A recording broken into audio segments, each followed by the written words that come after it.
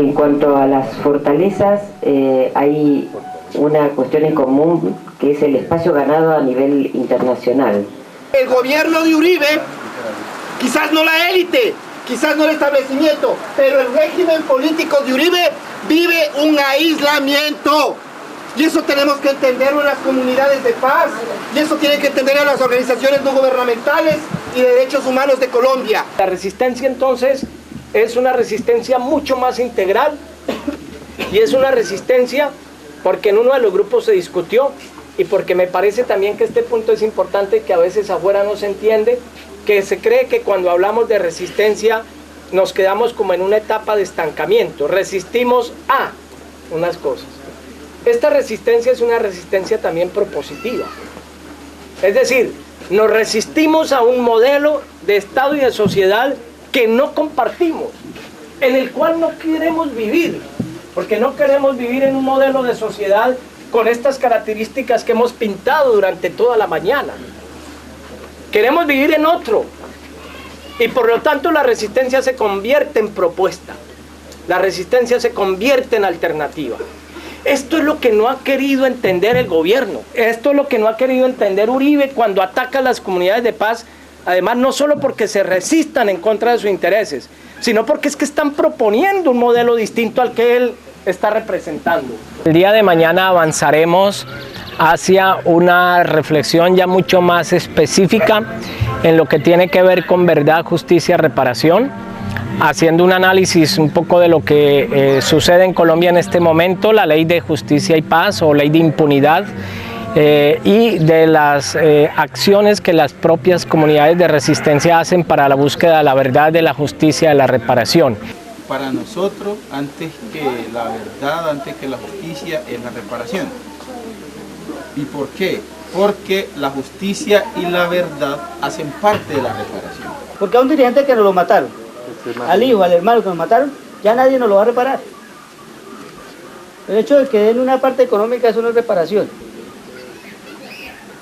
Porque eso no es ya recuperar lo que yo perdí. Entonces la parte como que no es económica. Es más bien que haya justicia. Entonces la verdad, la justicia y la reparación han venido siendo las comunidades, y tenemos que unirnos, pero es en unirnos en una práctica, ir conociendo, avanzando, criticándonos en el sentido constructivo para ir aprendiendo. Maximiliano, compañero de ASIN del norte del Cauca, de la Asociación de Cabildos, comenzó diciendo que ellos no le llaman verdad, justicia y reparación, sino verdad, injusticia y destrucción.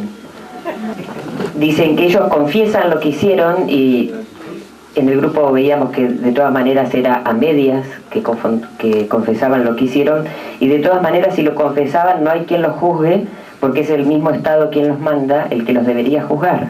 Como cuando admiten la verdad, lo admiten como errores, ¿no? Y esto es algo común en todos los casos, y también común yo siendo, digamos, de Argentina, también en su momento se habló de excesos en el accionar de las Fuerzas Armadas. O sea que se repiten también los argumentos. Reparar es reconstruir lo que fue destruido.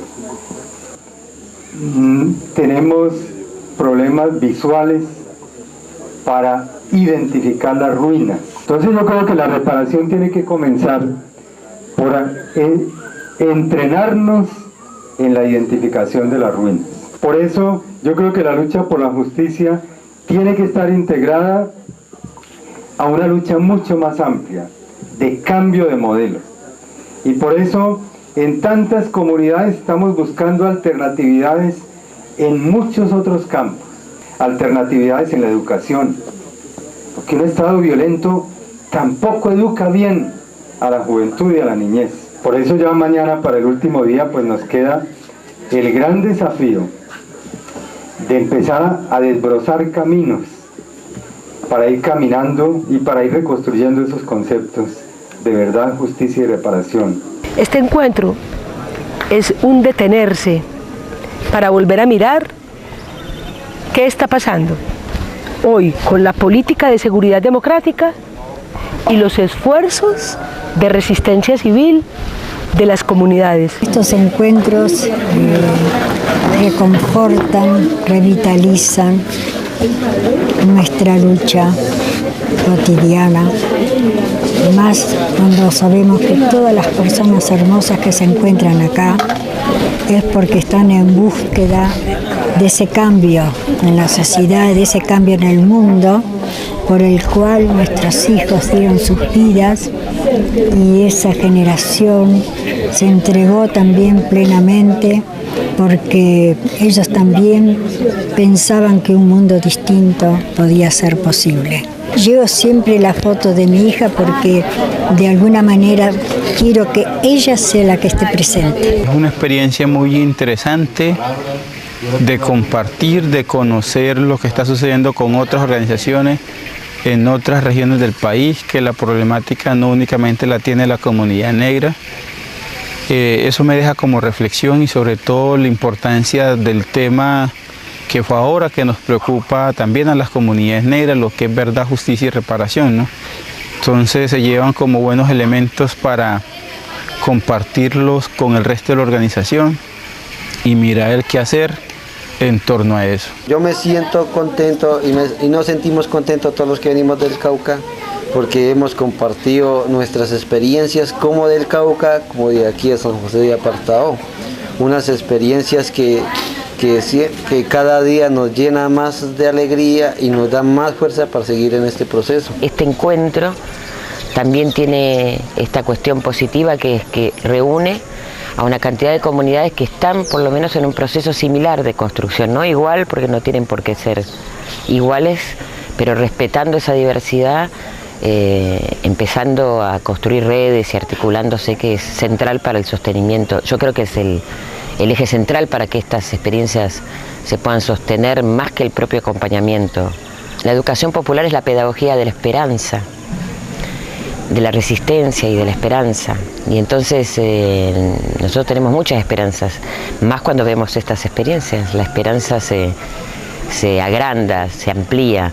Está complejo, pero a la vez han resurgido algunas luchas, algunos movimientos que hace unos años no estaban. Nací en un barrio donde el lujo fue un albur, por eso tengo el corazón mirando al sur.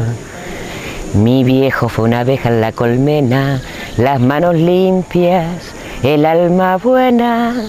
Y en esa infancia la templanza me forjó, después la vida mil caminos me tendió, y supe del magnate y del taur, por eso tengo el corazón mirando al sur. Primero, hablando de la comunicación, hicimos unas propuestas muy concretas, que fue que algunas comunidades no tienen nada de comunicación, ni teléfonos, ni radios, ni nada. Entonces, para poder participar en la red se necesita de eso. La continuación y el inicio en algunas comunidades de la recuperación de la memoria histórica de las comunidades en resistencia. La situación de las niñas y de los niños, especialmente por el trabajo que hay que hacer de manera profesional y desde las comunidades hacia la memoria y hacia la situación de los niños y las niñas en las comunidades. En segundo lugar, el fortalecimiento organizativo.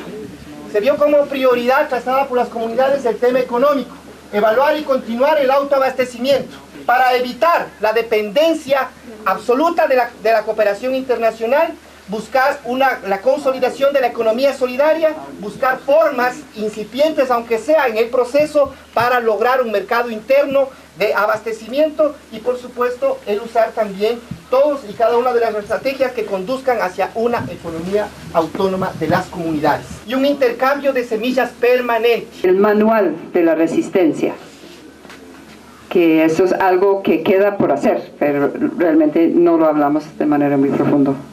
Eso es todo. Gracias. La Unión, 25 de septiembre. Gracias por haberme abierto suavecito los ojos, por regalarnos pedacitos de sus vidas, por enseñarnos a caminar y que cuando uno resbala y cae, se levanta y prosigue. Gracias por abrazarme el Sergio, la Claudia, la Cindy, la Adriana, la Yaneli, como si fueran hijos, o mejor, los papás y mamás chiquitas del pródigo Noel. Por nombrarnos padrinos y madrinas de la terca vida que sigue naciendo y viene bautizada. Por compartirnos dolores profundos, huesos resurrectos y comida para todas. Por educarnos pasito en el amor sin adjetivos. por enseñarme a montar qué relajo en mula y no sucumbir en el intento, por concebir ustedes esta tierra de paz y defenderla con la paz, pero sobre todo por no olvidar, por no